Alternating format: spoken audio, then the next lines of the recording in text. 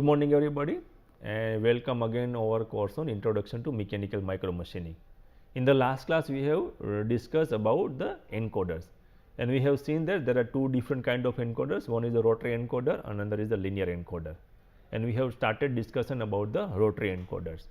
And there are rotary also, there are two types, one is the absolute encoder and there is incremental encoder, and we have also seen that absolute encoder gives you the exact position even if there is a power failure, but that is not the case of a incremental encoder. So, let us see there further in this particular case that how these things are different with each other, and then we will continue on the linear encoder. So, this was the last slide what we have discussed here, that this is the absolute encoder. In absolute encoder it gives you exact position of the shaft even there is a power failure, because everything is depending on the binary code that is very unique for each and every position. Okay. So, this is how it works. Let us see this particular card. So, now in this particular slide what it is showing, so these are the two encoders, one is the rotary encoder and one is the, these are the linear encoders, but it is showing how this absolute encoder and the incremental encoder works.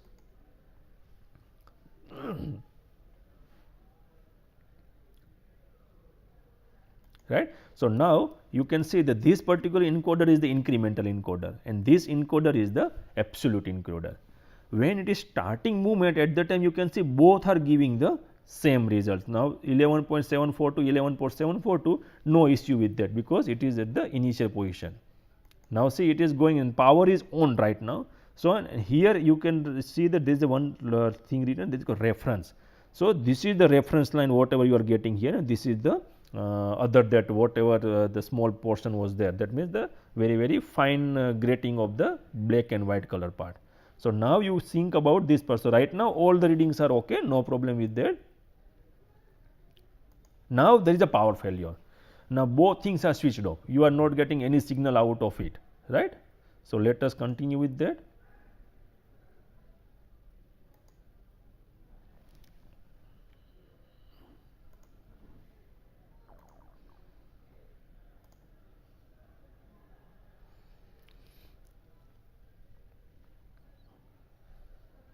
Right. So, both are moving, power is on.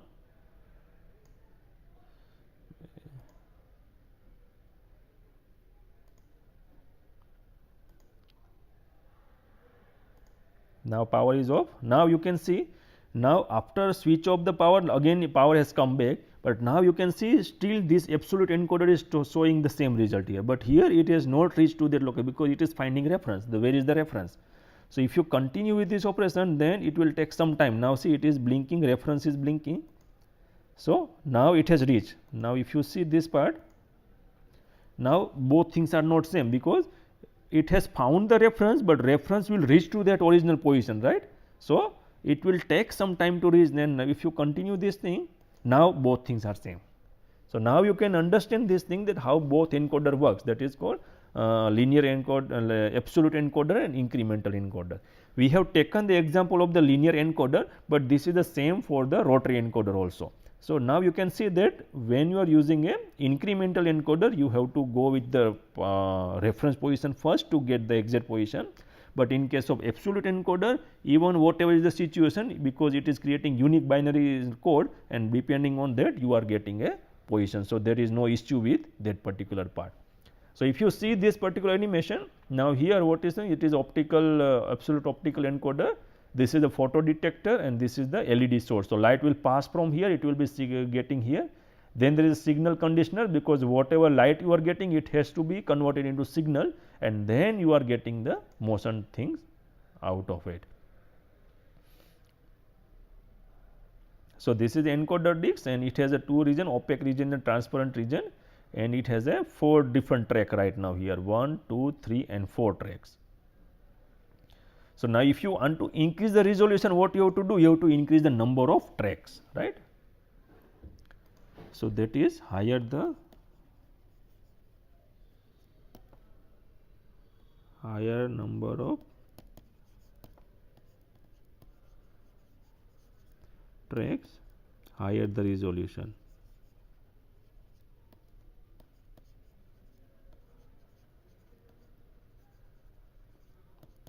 Correct. So, that is what is for this card.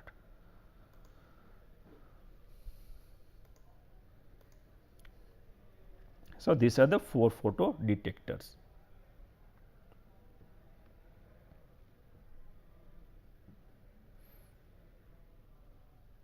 Right. So, when it rotates at that time, it will generate a unique signal out of, say, wherever it is opaque region, you will not get the signal, and whenever there is a light signal, you will get the signal out of it.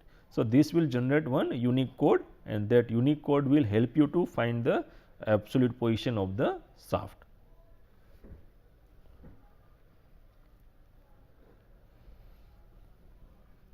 So, let me show you one more video here, that is the extension of this video only. Absolute encoders are used in many applications that require speed.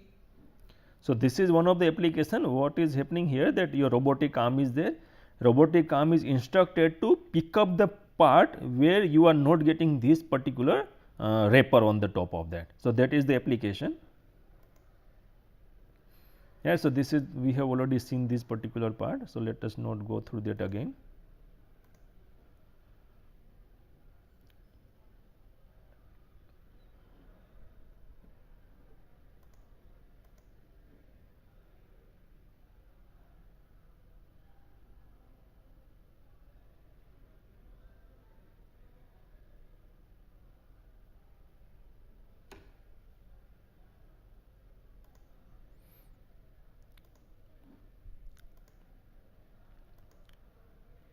So, these are the tracks what we have seen in the previous slide.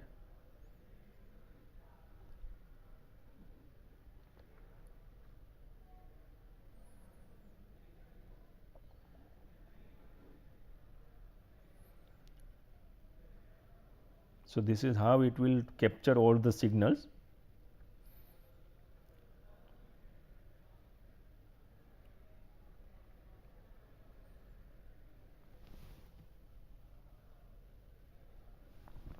Correct. So, now there are 3 systems. One is the decimal system, another one is the binary system, and another is the grayscale. So, from these 3 you have to find out the which one is best suitable for it, because it will get the signal based on all these 3 systems. So, let us see that how this thing. So, this is the 4-bit encoder. So, 4-bit, that means it has a 4 tracks. So, based on the 4 track you are getting a signal output, and for each and every this it is divided into total 16 division. Now, if you see here 0, 1, 2, 3 up to 15 plus 0, that is also one signal, right. So, 360 degree is divided into 16 part. So, each one has a one particular angle here. So, after every 22.5 degree signal rotation, you will get one unique combination of that. So, if you see this thing after 220, if it is moving to this location, now see this becomes the opaque and this become a transparent, and if you continue this particular part, if this particular thing is changing now. So, this is the third position is changing. If you continue, these two become opaque and this is a transparent, that is the second track starting from the center. So, after every 22.5 degree rotation, you will get one unique signal, and that is where you can get the power output. Right. So, these are the all 3 kind of things. So, this is called grayscale, this is a decimal scale, and this is the binary scale. How it is different in grayscale, what is going to happen, that you will always get a only one output, that means when it is rotating only one signal will change, not all the 3 or not more than one signal. So, for each and every rotation or every movement, you will get movement or change in the only one signal. But if you consider binary, there are more than one signal also will be changed with a 22.5 degree change. Now, say when it is moving from here to here, here in this particular case more than one signal will also change. So, that is the problem here in this case, because accuracy will not be that much high. So, if you want to use with a extremely high precision or the resolution motion, it is better to go with the grayscale code instead of the binary code, because it is getting a only one change in the signal compared to the earlier 2 cases. So, that is the advantage of gray code compared to binary code.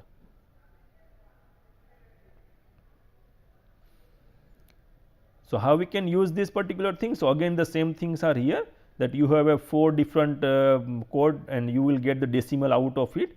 and whenever it will match that particular signal, that means it is not only this robotic arm, there is another sensor available which will tell you that when this particular belt is moving in this direction, when your encoder has to activate this particular robotic arm, and then it will pick up the component.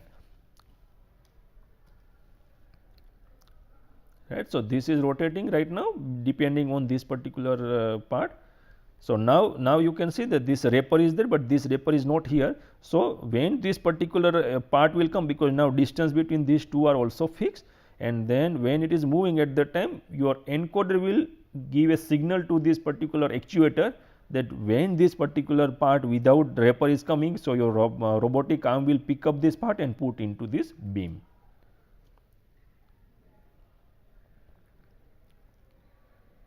Correct. So, this is how it will work in different application. So, now you can see here that it is not only the encoder, but there are many sensors which are used for making this system working. Now, if you see that this is one is that vision system, which is probably finding that whether wrapping is there or not on the box.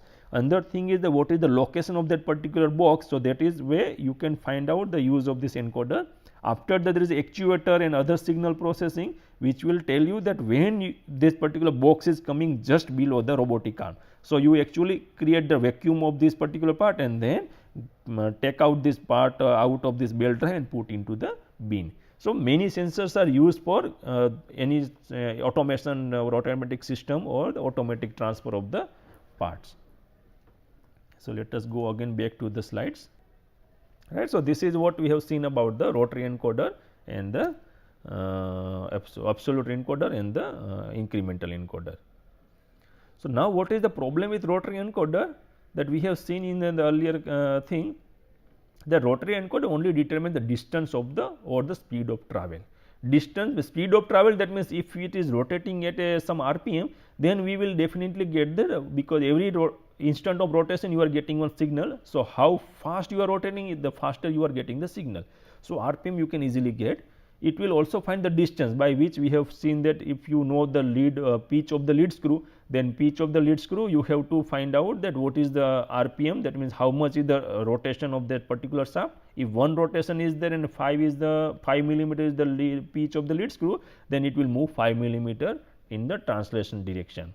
But what is the problem, that suppose your lead screw has a backlash or wear or thermal changes of the bolt screw, then it will not account this particular thing, because these are the mechanical parts and your rotary encoder does not have any type of signal or any type of feedback device which will account these particular problems.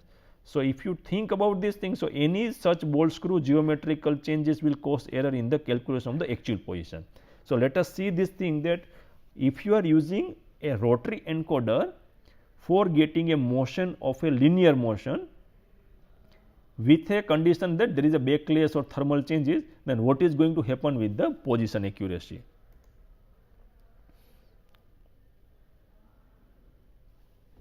Right. So, right now what we are doing, that this is one of the operation. Now, see, this is the one drive, it is a recirculating bolt screw kind of drive, and we are adding one rotary encoder at the end, because we know that we have to mount the encoder at this location only. Correct. So, this is the one full system, and rotary encoder is attached at this location. Now, you know that this is the semi closed loop, because rotary encoder measures the rotary motion of the spindle in this particular case.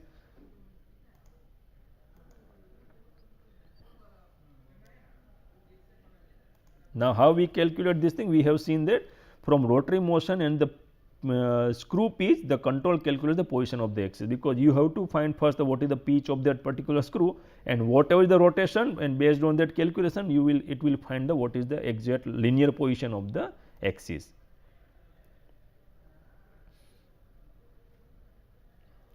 Right. So, it is moving hundreds of time here and there.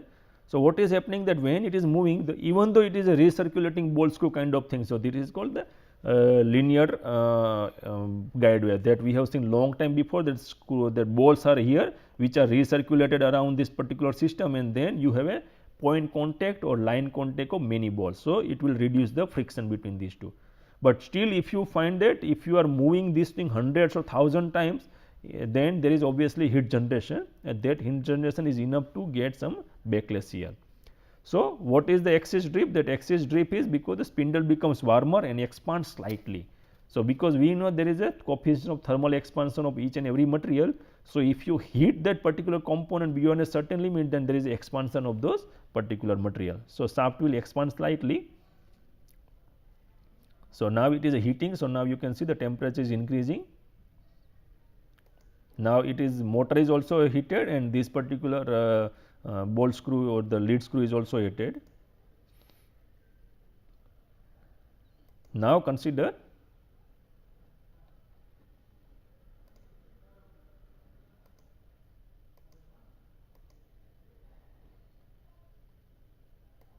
right. So, now you want to drill holes. So, these are the point which is actually the location where you want to drill. So, you start drilling with the first hole, second hole, third hole. Let us see that what is the problem of location accuracy because of this thermal error. Now, you can see that here it is actually matching the desired dimension, or the red color circle, but as you moving from here to here, you can see there is a shifting of the red circle with the drill hole. Now, so this is the what is problem here.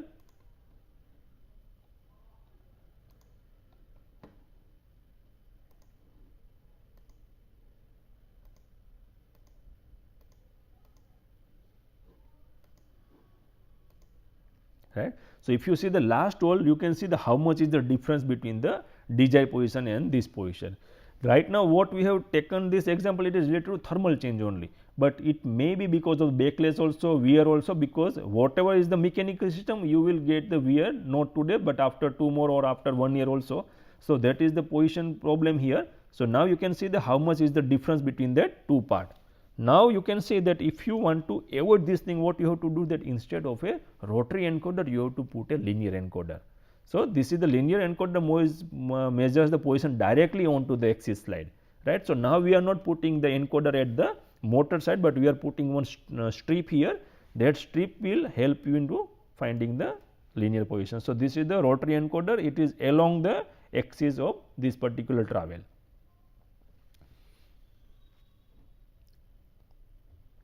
Right. So, whatever is there is a problem, even if there is a backlash or there is a thermal change, but it always finds that particular position. So, spindle temperature has no effect because of the position is directly measured onto the axis. Right. So, now it will exactly find where is the position. So, you do not get the exit or the deviation in the drill hole in the desired location.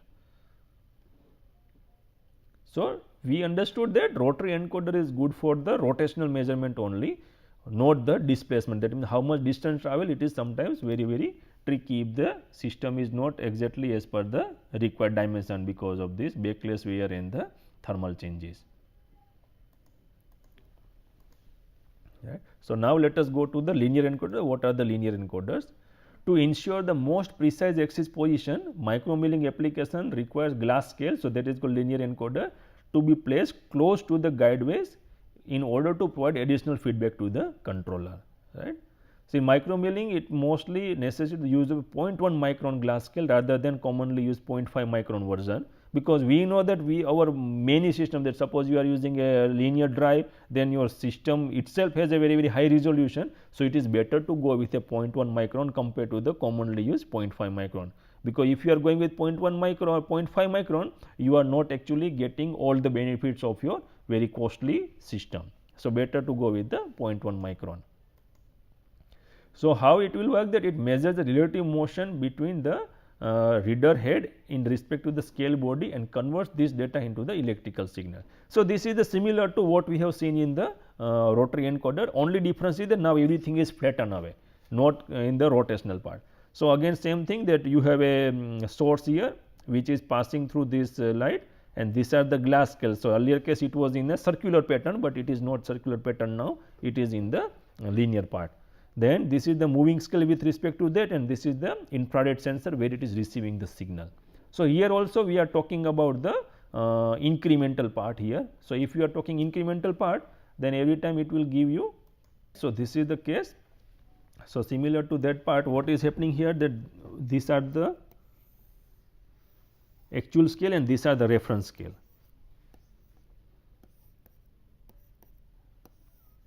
Right. In that case also there was a Z scale. So, this is also considered as a Z scale reference mark,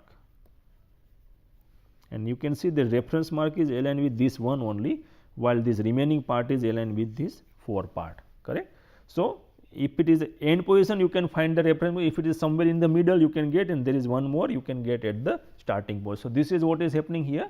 So, this is your actual scale which is on this part, and this is your moving scale, right. So, when your scale is moving, at that time it is in this particular case, so it is not misaligned, it is misaligned completely, because it is not aligned with this blue color and red color. Whatever white color is, it is spacing with that, then it continue, then it is partially aligned, it is a completely aligned. So, when it is completely aligned, what is going to happen, your light will pass through it, and when it is light will pass through, you will get a signal, and you know that what is the position of that part. But here also obviously you have to have a reference mark here, so that even if some power failure or some type of other problem, you can reference it to the actual position.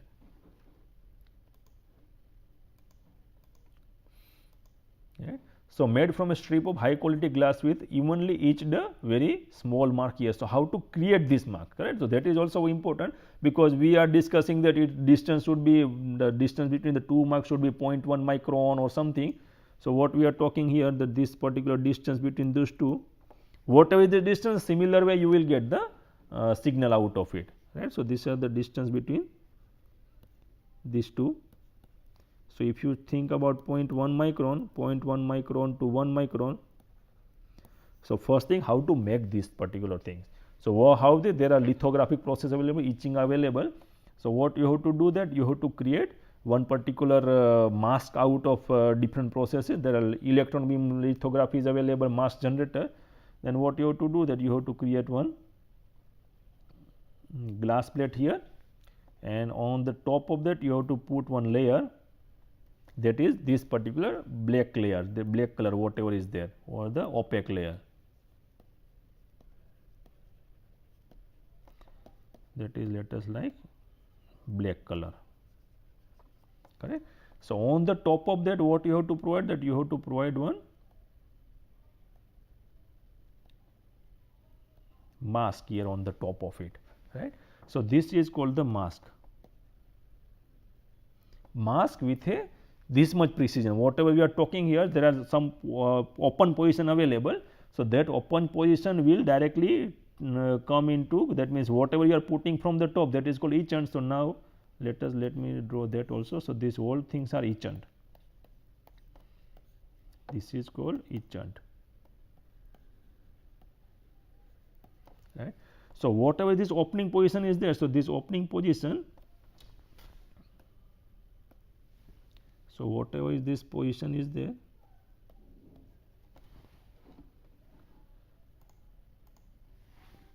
so this is the same dimension what we are talking, it is a 0.1 to 1 micron, correct.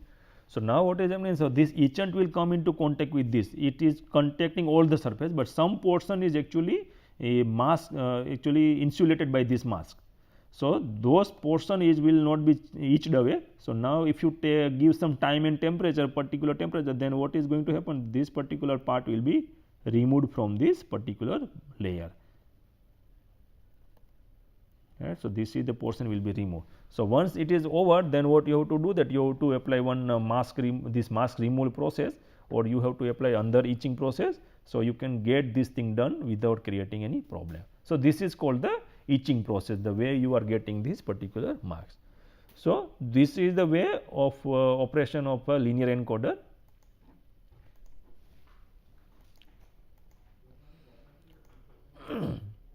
So, two optical sensors are placed very close to each other. So, let us see this thing also. Yes, so, this is called the encoder. So, encoder is located here. So, you can actually get the direct position of this particular part.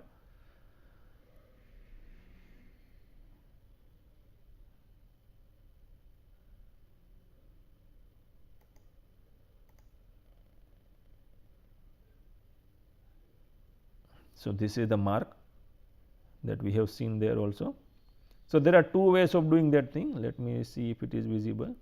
So, this is the scanning unit whatever is available, this is mounting block, because you have to mount this thing and you have to make sure that when you are machining, because you are using a coolant also, many chip is also coming which are very hot. So, it is to protect this thing, that everything will be completely covered by some metallic cover, so that nothing from outside will create any problem with the measurement unit. So, this is the glass scale with a very fine grating on the top of it.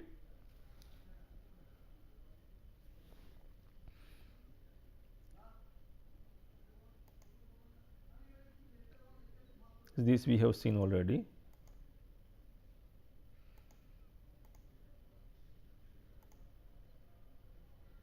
Yeah, so, there are different ways you are getting the signal. So, these are the way, because suppose you are getting, you have 4 signal, then one is 0, 90, 180, 220, 270 degree, you will get a signal out of it. So, there is a single field scanning, this is force field scanning. So, similar to that you have a 4 different aligner 0, 90 degree, 180, 270, you will get another way out of it. So, in that case you can get the signal, but problem is that in this particular case, in 4 field scanning it will actually create a problem.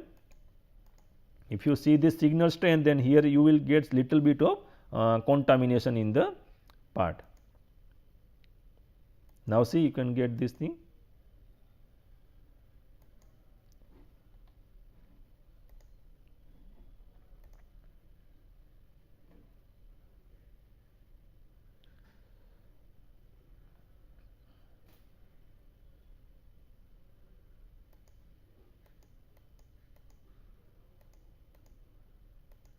Now, you can see the signals are not same.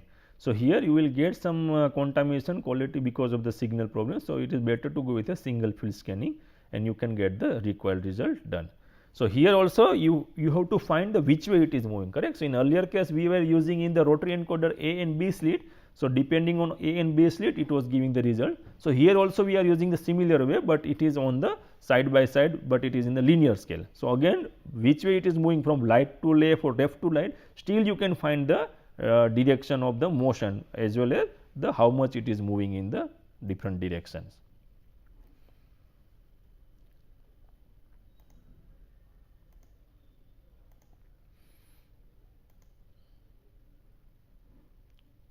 So, that is okay now, this much is enough for this part. Now, coming to the spindle.